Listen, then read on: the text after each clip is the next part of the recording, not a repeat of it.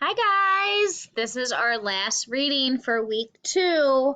We're going to talk about highways and byways and how geography impacted travel throughout the Inca Empire. Okay, so remember geography talks about the physical features, the things that Mother Nature made out there in our world.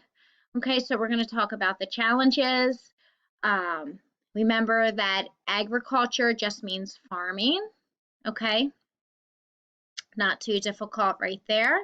Precious just means like important or worth a lot of money if we hear that word. Okay, so I didn't see a whole lot of words as I was looking through this. So as I go back and talk about the paragraphs, if as I read it something catches my eye, I'll make sure that I explain it. Okay, here we go. Highways and byways. How did geography impact travel throughout the Inca Empire?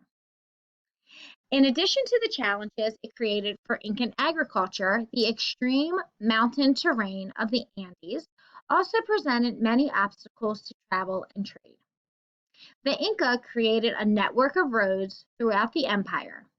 In order to create this network, a labor tax was enforced. The labor tax forced peasants to provide free labor for public work projects such as roads, forts, and bridges. Peasants were also forced to work mining precious metals. Okay, so the Inca, they created this network of roads, which just means that they created a lot of roads, okay, throughout their empire. And their empire is just the area or their kingdom that they controlled, okay? So to do this, to build all of these roads, because the network is a bunch of them, they decided, hey, we're gonna have to put a labor tax, which means they're gonna charge people, right?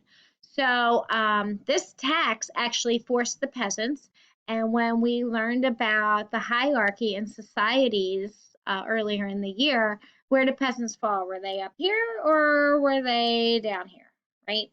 Peasants were down by the bottom, right? So they didn't have a whole lot of money, they didn't have a whole lot of rights. So one of the things that this labor tax forced the peasants to do was they had to work for free, right? They had to build the roads, they had to build the bridges, they had to build the forts, and they had to work in the mines. Okay, that's one of the things that the peasants had to do in order to be in society. All right, let's go to the next paragraph, guys. Mountain highways. The transportation network consisted of two main roads linking the north and the south, and a complex web of crossroads that reached nearly every village in the empire. This system of roads was essential for maintaining communication among the geographically widespread empire. Runners were needed because many of the roads were too steep for carts. Relay runners used a 10,000-mile-long network of roads to carry messages between government officials. These runners worked in teams to cover up to 250 miles each day.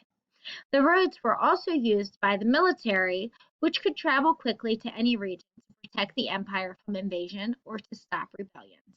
Okay, you guys, so this transportation network, these roads that the peasants are building, the roads, the bridges that these peasants built, they kind of connected the north and the south, okay, so that they could reach every empire and every village in the empire, which, I mean, that's what a road should do, right? Our roads connect us all over the place. So they used these roads so that they could keep communication going, okay? They didn't have telephones to be like, ring, ring, hey, what's up? They didn't have that. So they had what was called runners. So when you think about a runner, you think about going out and taking a run. Well, this is kind of like that, but this is a person who delivered a message. So they were called runners. So they took the messages from one part and they took it to the other, to another. And they probably met someone along the way, right? So they worked in a team. So one person would take it to one point and then they'd hand it off and then the other person would continue the message. And this was the way that they could get messages to government officials. Okay, these roads were also used by the military so they could travel really quickly to help protect the empire. Okay, important stuff here. Next paragraph. The mountainous roads caused problems for traders in the region. Llamas were common in the Andes. The Incas used them as pack animals because llamas were capable of carrying heavy loads over the mountainous roadways.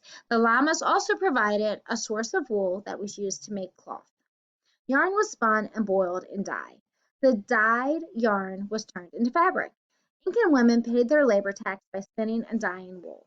Llamas were also a food source for the Inca. Okay, so the roads were very mountainous, which means that they were high and low and steep and coming down. So it was a problem, okay, because they were hard to travel. So the Inca used the llamas as pack animals. So they could carry heavy loads and they could get over the mountainous roadways. Okay, so they also provided wool. So they were used as pack animals to carry items. They were used, their fur was used as wool to make cloth and clothing with. Okay, so you could spin it and dye it and turn it into fabric. And they were also used as a food source for the Incas. So llamas were very, very important to the Incas. All right, bridges. The deep river valleys called gorges in the Andes provided another unique challenge for the Inca. Roads were often interrupted by these gorges, which meant that some Incan cities were separated from each other. The Incas used ropes made from twined plant fibers to create suspension bridges that could reach across these gorges. Some of the bridges were over 300 feet long. One bridge, constructed in 1350 CE, lasted over 500 years. These rope suspension bridges were similar to today's modern suspension bridges. Okay, so they're just saying in the river valleys, there were these really deep kind of pits and holes, okay?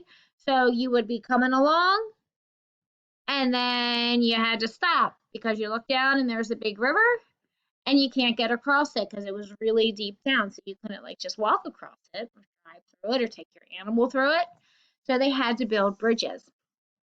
So they used ropes from plant fibers and they created these suspension bridges in order to get across. All right, last paragraph, guys. The roads and bridges of the Inca helped to unify the empire by enabling travel and trade. The road system made communication between the four regions of the empire easier. It also allowed the army to move quickly to wherever they might be needed. This all helped the emperor keep the sprawling Inca Empire united, even as it continued to expand. Okay, so it's just saying that the roads and the bridges that the Inca helped build, they were super important. They were important for travel. They were important for trade. They helped the military get where they needed to go quickly, right? There were four regions in the empire. They made this road system, made communication better.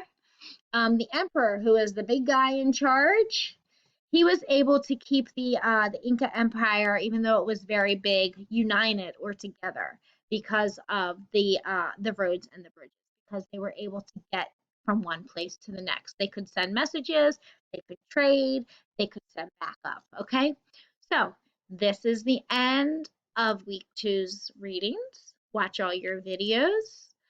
Be sure to ask me any questions if you have them. See you guys later.